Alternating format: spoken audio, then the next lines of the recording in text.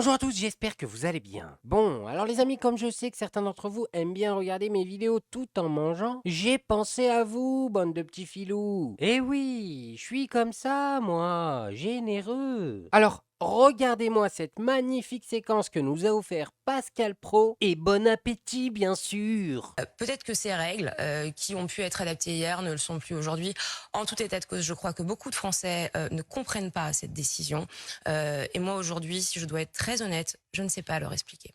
C'est intéressant parce que Maud Bréjon, d'abord, elle est courageuse. Oh là là, il y en a qui disent qu'il a mangé son Mickey. Non, les amis, ce n'est pas ce qui s'est passé. Il l'a dévoré. Je vous le dis, ce Mickey n'avait aucune chance. Pascal était bien trop rapide, bien trop affamé. Ah, c'est la triste réalité de la chaîne alimentaire quelque part. En tout cas, je veux rien savoir, mais ça, c'est mon prochain fond d'écran. Je vais l'appeler le faucon qui guette sa proie. Bon, c'est pas que j'ai pas envie de parler du régime alimentaire de Pascal Pro pendant 30 minutes, mais quand même, on va se calmer sur le sujet crotte de nez et passer à un vrai sujet. Louis Sarkozy fait parler de lui, messieurs, dames. Alors, il n'a aucune crédibilité, mais il fait parler de lui. Dans le journal Le Monde, il a déclaré à propos de l'écrivain Boualem Sansal que si il était aux manettes, attention, accrochez-vous, c'est là que ça devient vraiment chaud, il brûlerait tout simplement l'ambassade d'Algérie. Non mais c'est dingue, hein. Ce qu'on peut dire quand on est le fils de Sarkozy, c'est vraiment dingue. T'as des influenceurs d'origine étrangère que personne ne connaît et dont tout le monde se fout, qui ont dit le quart de ce que Louis Sarkozy a déclaré, et Bruno Retailleau est venu réagir en personne, s'occuper de leur dossier. Le ministre de l'Intérieur, messieurs, dames. Mais Louis Sarkozy qui appelle à déclencher une guerre, hein. Appelons un chat un chat. Là, tout le monde s'en fout. Bon, je vais laisser Karim Zeribi s'occuper de son cas parce que c'est tout ce qu'il mérite, Louis. La punition. Qui peut se permettre d'indiquer qu'il faut brûler une ambassade parce qu'on est en désaccord diplomatique avec un pays? Si n'importe quel citoyen lambda donc avait tenu ses propos, on aurait eu une perquisition suivie d'une garde à vue à la demande du ministre de l'Intérieur qui fait beaucoup parler de lui, Retailleau, à la seconde de près. Mais comme là c'est Louis Sarkozy, donc il peut tout se permettre. C'est le fils d'eux. Il a 27 ans. Il n'a pas vécu en France, il a fait ses études aux États-Unis. Quelle légitimité il a, lui, à prendre la parole? Mais pour qui se prend-il? On le fait passer pour un essayiste, un éditorialiste, un homme politique. Mais c'est du foutage de gueule. Mais notre pays est descendu, est tombé aussi bas pour que la parole d'un énergumène de ce type que puisse, à un moment donné, avoir la portée qu'elle a. Il est invité sur les plateaux de chaîne info, il donne son avis, il se prend pour un historien, un coup pour un diplomate. Après, il va réunir une soirée parisienne donc quelques fils de bourgeois de droite et d'extrême droite pour donner sa vision de la société française qu'il ne connaît pas. Qu'il ne connaît pas. Il faut le dire. Je veux dire, il n'a pas grandi ici, pas été à l'école ici. C'est un Américain pour moi. Un Américain qui a des postures, je dirais, très trumpistes. Non, moi j'ai été choqué de, si tu veux, encore une fois, du fait que ça passe comme une lettre à la poste. Parce qu'à la limite, tu as un énergumène de ce type, 27 ans, il se prend pour ce qu'il n'est pas, qu'il est le fils d'eux, il se permet de prendre la parole, on l'invite sur tous les plateaux, l'enfant gâté, mais derrière, il n'y a pas de réaction. Non, mais c'est le fils de Sarkozy ou c'est le fils de Zemmour? Je comprends plus rien. Il nous parle tout le temps de l'Algérie. C'est normal qu'au bout d'un moment, il a épuisé tous les sujets. Il est obligé de nous dire des dingueries comme ça, là. Moi, je comprends. Et d'ailleurs, Sarah Knafo ne devrait pas tarder à y arriver aussi. Bon, et maintenant, on va parler un peu de Barbara Lefebvre. Vous vous rappelez, il y a quelques jours, elle nous déclarait ça. Les civils à Gaza sont autant responsables que les membres du Hamas et du djihad islamique. Tout cela devra à un moment ou à un autre être payé et être payé au prix fort. Et donc effectivement, on ne peut que soutenir le plan Trump et décider une bonne fois pour toutes que la bande de Gaza doit devenir une zone vierge. Il faut que ces gens-là aillent vivre ailleurs, qu'une génération entière puisse aller se ressourcer mentalement dans d'autres univers, mais certainement pas à côté des Israéliens, à côté des Juifs, qu'ils veulent de toute façon éradiquer.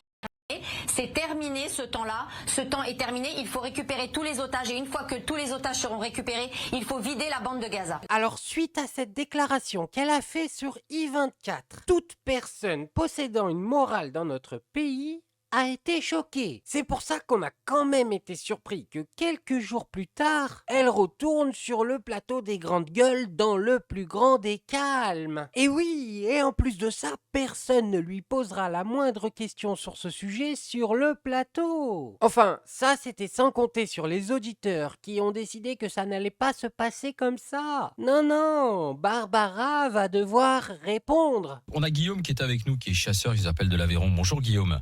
Bonjour. Bienvenue. Vous avez vu les images de ce qui s'est passé dans la propriété de Luc Besson? Qu'est-ce que vous en dites, vous, le chasseur, alors? Oui, alors j'ai vu les images et ce que je tenais à dire, c'est que c'était honteux, mais je trouve que même le mot honte n'est pas suffisant. Le fait de pouvoir redonner la parole à Mme Barbara Lefebvre. Attendez, alors là, il y a un problème. On vient de couper avec Guillaume Chasseur.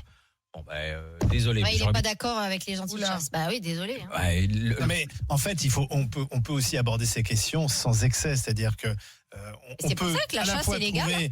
trouver ce qui s'est passé dans la propriété du Besson insupportable et en même temps ne pas être anti-chasse. La chasse est légale. Voilà, la chasse est légale. Oh, un problème technique! Oui, un problème technique, c'est ça. Et en plus, écoutez-les noyer le poisson après. Faire semblant que l'auditeur voulait parler de ce qui s'est passé chez Luc Besson. Mais non, rien à voir. On a tous très bien compris de quoi il voulait parler. Mais attendez les amis, parce que ce n'est pas fini. Les auditeurs ont décidé de ne pas lâcher. Un peu plus tard, dans la même journée, Rachid a décidé de se faire passer pour Louis et passer à travers le filet. Vous en dites les conséquences de cette affaire Bayou.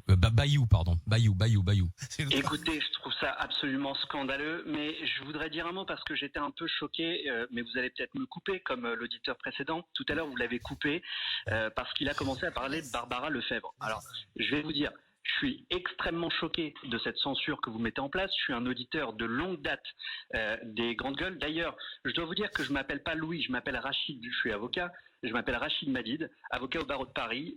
Et par ailleurs, je dois vous dire que j'ai appelé tout à l'heure sous mon vrai nom, et que vous ne m'avez pas rappelé. Je trouve ça un peu curieux. Je m'appelle désormais Louis, je passe à l'antenne, c'est formidable.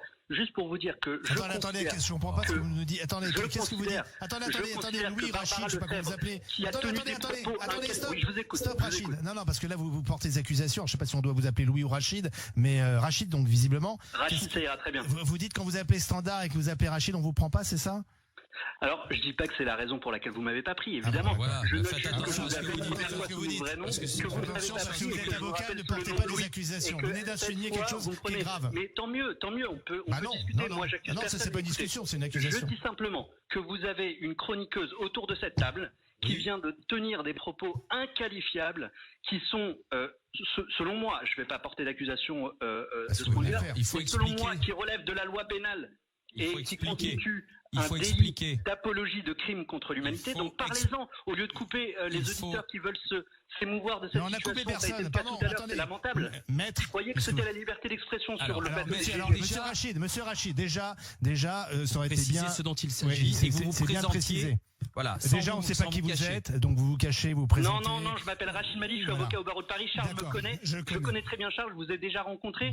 Vous tapez mon nom sur Internet, vous allez le trouver, c'est pas une difficulté. D'accord, mais vous avez trompé le standard, bon, c'est pas grave. Sauf que là, vous êtes en train d'amener dans les GG, alors qu'on parlait du cas de Julien Bayou, d'une affaire qui n'a rien à voir. Ah, ils veulent pas en parler de Barbara, hein? Ah, ils ne veulent pas. Sujet tabou. Mais ça ne peut vouloir dire qu'une chose, messieurs, dames. Ils sont tous solidaires de ce qu'elle a affirmé. Non, c'est une honte.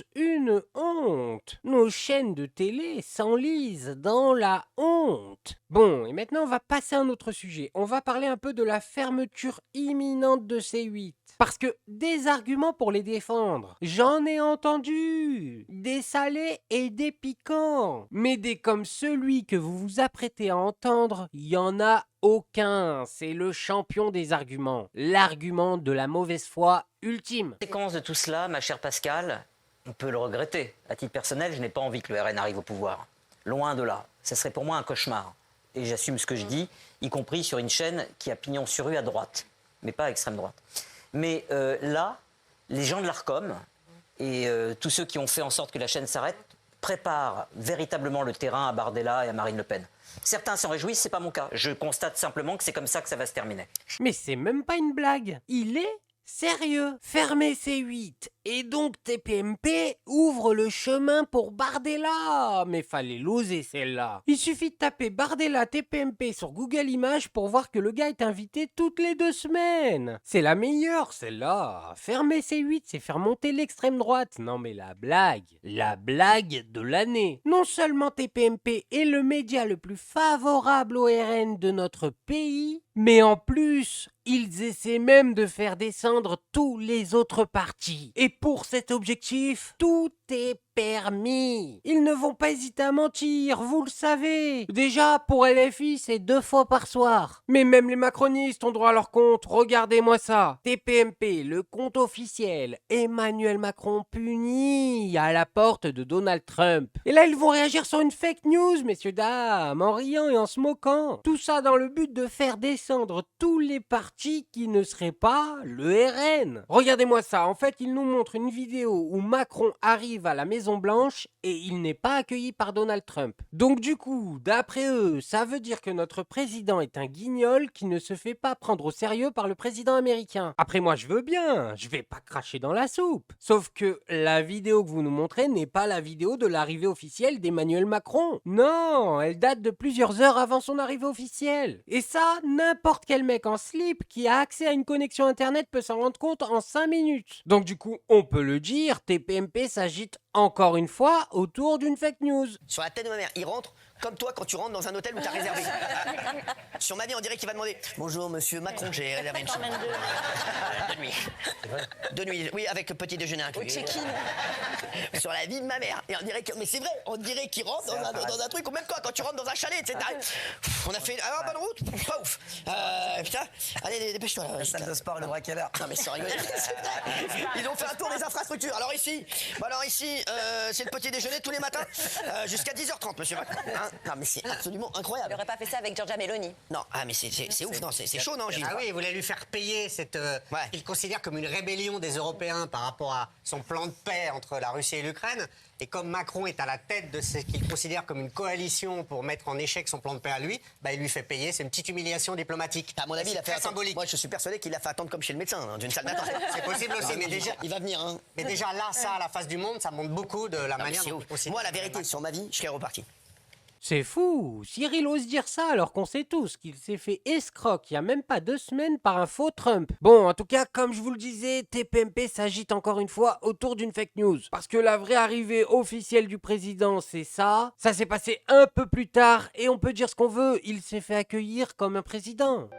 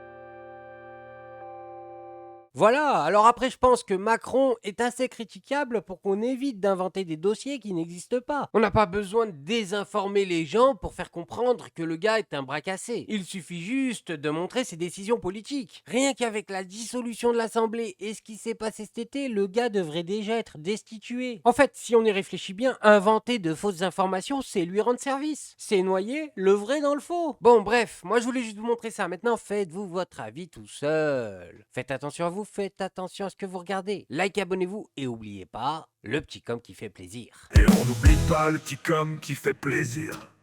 Non, le petit com qui fait plaisir. On n'oublie pas le petit com qui fait plaisir. Non, non, celui-là on l'oublie pas.